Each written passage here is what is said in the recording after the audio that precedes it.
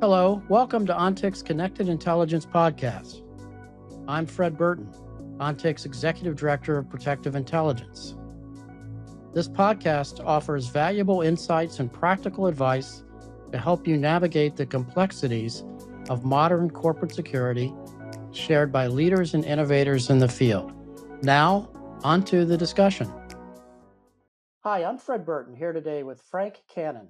Frank is a chartered security professional with over 4 decades of experience, and he is renowned as a security academic for his blend of academic insight and practical expertise.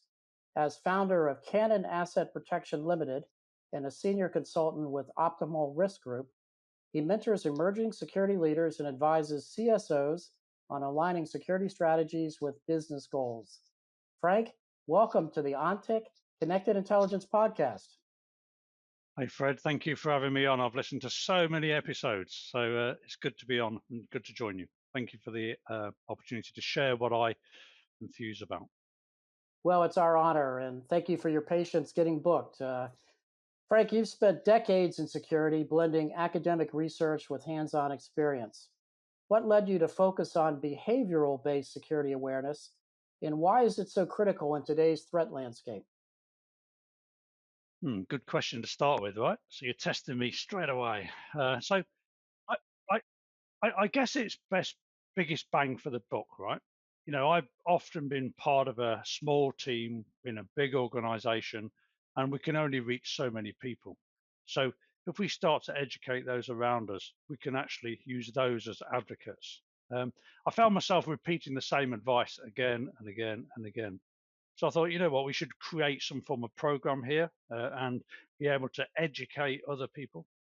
I think there was a proverb by a Chinese philosopher called Confucius, and he said, you know, give a man a fish and you'll feed him for a day. Teach a man to fish and you'll feed him for a lifetime. And I think this actually sums up the thing, isn't it? It's educate people to behave, uh, uh, uh, sort of intuitively rather than have to keep telling them what to do or doing it for them.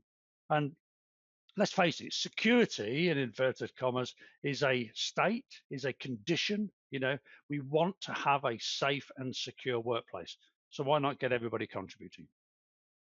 Yeah, that's well said, Frank. Now, many organizations treat security awareness as a compliance exercise. How can leaders shift from a check the box approach to embedding a security first mindset across their teams? Again, you're absolutely right there. And people associate security awareness, I think, online, digital security. And my program, the way that the program that I advocate is a holistic, both in the physical and in the cyber world. So we need to move it away from the online training and encourage active participation. And you can do this, you know, by integrating it with maybe the safety program or some other form of cultural development program that you've got in your organization. You don't have to have this standalone session. You can really weave it in there. And if we can get active participation by having and facilitating meaningful conversations through toolbox talks or through security stand downs, you know, we've just had an event and we want to gather the team together, have a town hall and have a conversation. And, you know, try to avoid educating them because most of what we talk about on security culture, behavioral based security, is common sense. And nobody likes to be told how to do the most basic things, how to do it. They just want to know what they need to do.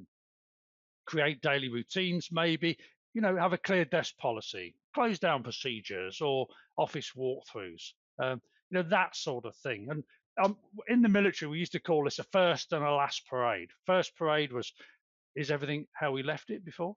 And the last parade is, let's leave it in a good condition for tomorrow. So, you know, we need to think about that sort of thing. So the mindset is absolutely critical to this. They need to have this level of trust with one another that we can care for one another, and it's about watching each other's six. Frank, whether in a corporate setting or protecting high net worth individuals, how does behavioral security culture differ? Meaning, are there universal principles that apply to both? I think, and I spent sort of 13 years primarily looking after people whilst in the military, whilst in the military police, and I absolutely loved it. If I was to go back now and do that same job with the knowledge that I've developed in the corporate world, I would do it differently. But essentially, it's pretty much the same fundamentals. Um, we've got to sort of think about this. We don't do security, right? We do everything securely. So if every time, and it's a bit like the safety analogy, safety is first and foremost, safety is paramount. We do everything safely or we don't do it at all. Let's just take the word safety out and put the word security, protective security in there. So the way I think the universal principles are exactly the same, Fred. I think it's about understanding the routine activities that we all do every single day, whether it be you know as a part of an EP or close protection team, or whether it be part of a corporate team working in an office, or whether it's a construction site, wherever it is. What is it we do every day?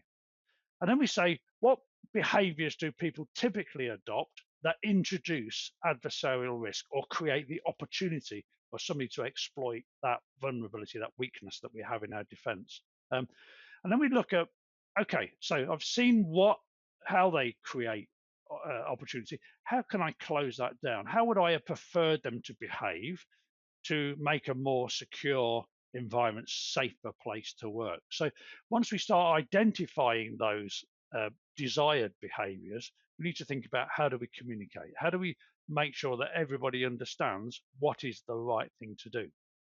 So we create that communication medium.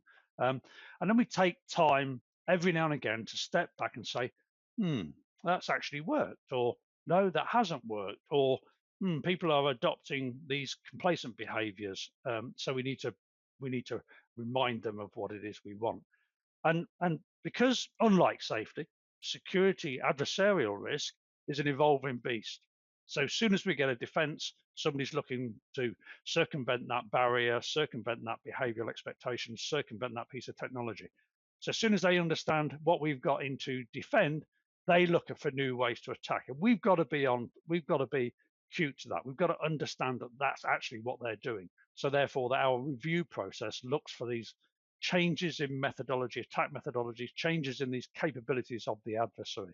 So yes, they are the same, those principles, but clearly we apply them in different ways, whether we're doing executive protection or whether we're doing corporate-based security.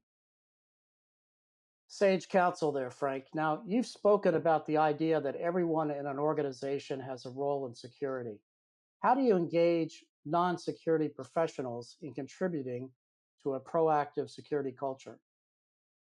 Yeah, and I do have some relatively strong beliefs on this.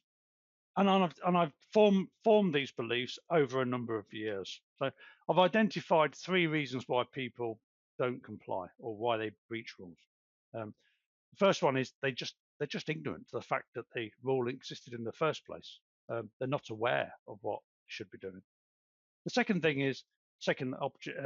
reason is that they are aware, but they're either momentarily distracted or they are busy doing their real job if they don't perceive security as part of their role.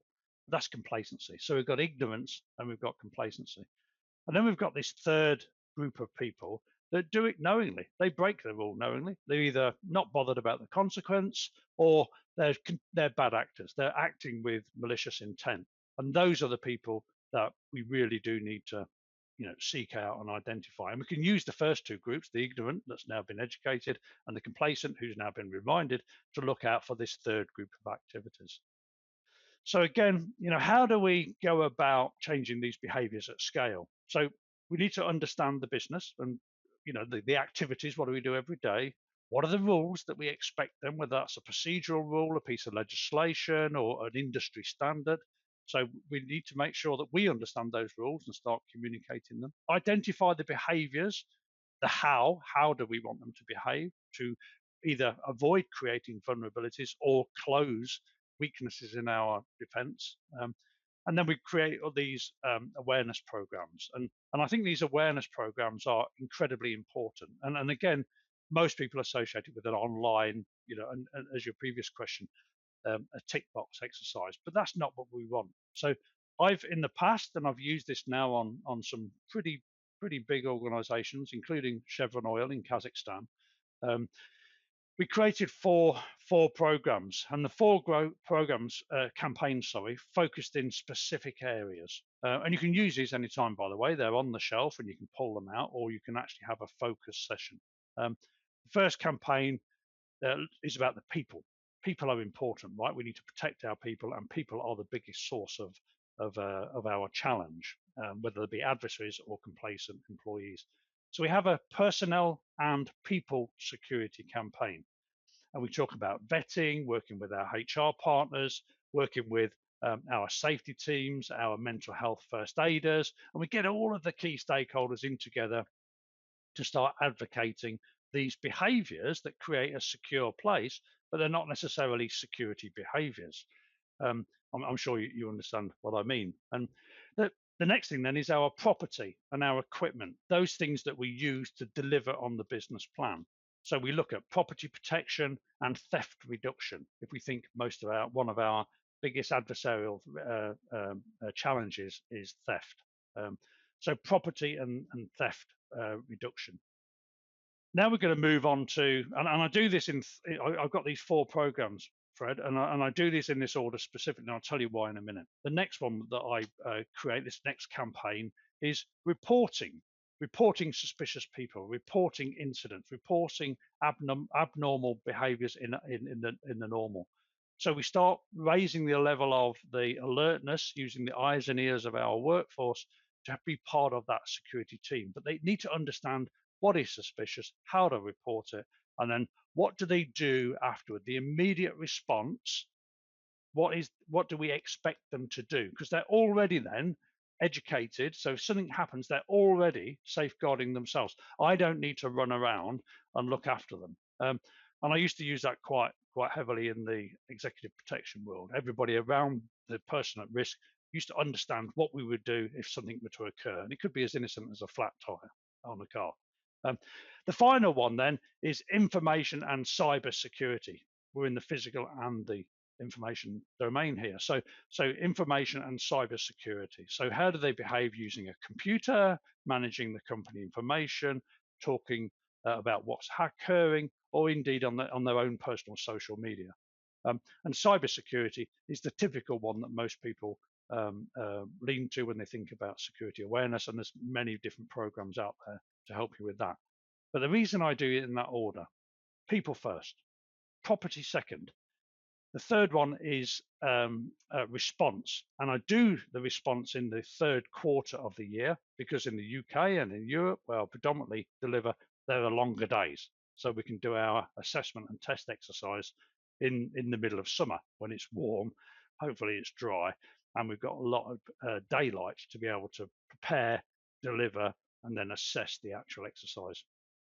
Fourth quarter, we all jump on the computers and we buy our Thanksgiving gifts and we buy our festive Xmas presents or whatever.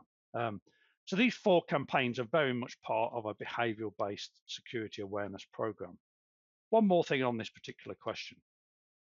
You can use any of these at any time. You can have them as an induction set, that if you have a new stakeholder, whether it be an employee or whether it be a supply chain partner that joins the group, or whether you purchase a new company, you want to bring them into the family culture, you just pull these off the shelf and deliver them. You dust them off to make sure that they're still applicable and they're relevant, but then you help deliver them. The second one is annually. Remove that complacency. Let's just remind people. Let's refresh their memories. Let's make sure that they don't inadvertently start breaching the security rules or the company culture. They're always good as well for post-incident education. So if you do have an incident, a security event, especially if it's an individual person, it's nothing better than being able to pull off a preset package that you can just run through them. And I used to use that as part of the lessons learned, or part of the, let's say, I don't want to use punishment, but the after action would be, we need to re-educate you. Please sit through this 30-minute program, or come and have a book an hour and come and have a chat with me, and we'll tell you the reasons why we would like you to not do that what you did wrong. And then, of course, the what we was able to do on a number of my companies is to weave in these security campaigns and the compliance program, or the education awareness program, into the contractual obligations. So when supply chain partners joined us, they understood that they had to do this training, very similar to the safety training. They budgeted for it, and then when they submitted their bid, they costed for this particular training, because time is money, right? So these guys and girls need to take time to do that educational program. Um, Bit of a long answer, but it's for me, it's worked time and time again. Yeah, most interesting, Frank. I appreciate that you sharing that with our folks watching this podcast. We'll get back to the conversation in just a moment. But first, I wanted to let you all know that there's an easy way to stay informed about ONTIC's upcoming events and new resources. Subscribe to our monthly newsletter to get updates sent directly to your inbox. Join the 20,000 plus security professionals who are already receiving these insights and sign up today. The link to subscribe is in the episode description. You emphasize cognitive protective security governance. What does that mean in practical terms? Yeah, I do, and I whack that onto my um, website as well. So let me just think about this for a moment. So cognitive to me is about process, right? It's about the reason why we do something, um, and I try and base everything that I ask people to do on somebody's research. So I'm embracing other people's learning, right? So I don't need to go outside when it's raining and get wet before I go back and get my coat or my umbrella, right? So I've learned that, and that's what I want to do. The safety approach is really, they understand the safety hazard. They can have a good conversation before they start that particular activity, and they can mitigate that risk to as low as possible, right? So they can have PPE as the last form of defense, but they can design out inbuilt safety challenges. So two and two makes four, right? So the engineer is able to look at that from the get-go. Security is different, right? We don't know what the hazard or adversarial threat is. We never know when it's coming. We don't know in what form it's going to arrive. So we can't work on the same basis as safety. We have to slightly evolve our approach. Um, the rules stay the same, right? We've got to put a number of barriers of defense between the hazard or the bad people to the thing, people, or the property that we're trying to protect. So that stays the same, but we have to do it in a slightly different way. So that's the cognitive element of it. And if you was to use the sporting analogy, right, the sports coach, um, they need to win the game. They need to attack to win, to score the goal, or whatever. Uh, at the same time as defending. And they need to stop the other people scoring a goal. So they study their opponents, they look at their strengths, they look at their tactics and their strategy. And if you're playing a certain team, whether it be soccer or football, your football, you know the game plays, right? You know what their coach particularly likes. So you've got a good idea of how they're going to present themselves on the field of play. We can do the same, right? We can study our opponents, we can research the enemy. We look at their attack methodology. We look at their capabilities. We look at their motivation, look at their strengths, and then we can start building our defense on that. All we have to do is defend, no offense. So let's look at the second part of that question, which is how should security leaders ensure, I think you said, it aligns with the business goals, right? So we don't want to create a whole new world of governance or bureaucracy. We want to weave as much as we possibly can into what's already there. So it would be incumbent upon me, therefore, to understand the business that I'm trying to protect. What is their success? What does their success look like? Then working with those within the business, I would look at, excuse me, I'd look at the critical needs of that business. Is it the critical people? Is it their processes? Is it their information? Is it their equipment, Is it their inputs? Like, do they need power? Do they need water to achieve their goal? And I'm starting to pick out the key assets that I'm going to help other people, myself included, protect. Um, then I've got to look at the barriers to success. Are they, are we an attractive target to the bad people? If we are, what is it that they're likely to do? What have they done in the past? And start building that picture, as I've just discussed, of the strengths, capabilities, motivations, etc. If I can then match what their strengths are with potential vulnerabilities in our defense, then I've got a challenge. I've got to work with somebody to get some capital investment to close that vulnerability out and make us a more robust and resilient organization to that particular threat actor. And then, so what I do then is I work with the right people, we create affordable solutions, and then we instigate those. And I've said it before, Fred, the adversary evolves. So we've got to review, review, review, and we continue to bench test and to be honest with ourselves and say, are we match fit? Are we able to go on that field of play in the best condition possible and defend? Because that's all we need to do is defend.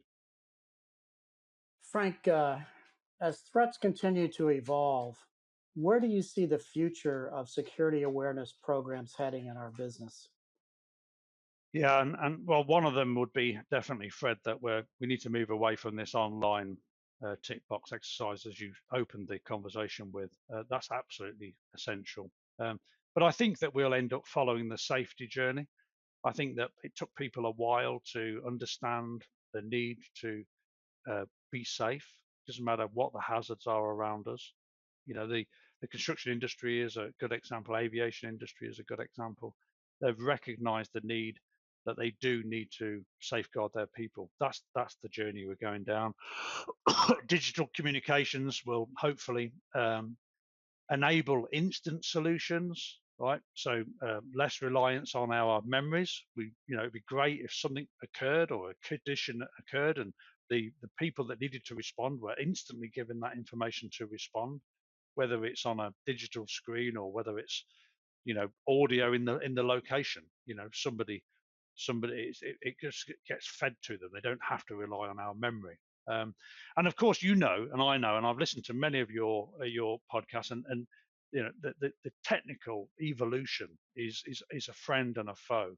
But with video analytics and machine learning, we can react and respond so much more intuitively now, because they're crunch the AI, and they're crunching this big data sets, finding that needle in the haystack, that tree within the forest, and laser focusing on that to give us the right information to make good quality decisions at an earlier stage. So that's where we're going with the awareness program. It's about making sure that we um, tap into this information so we can deliver the right message at the right time to the right people, and then we can keep ourselves safe and secure.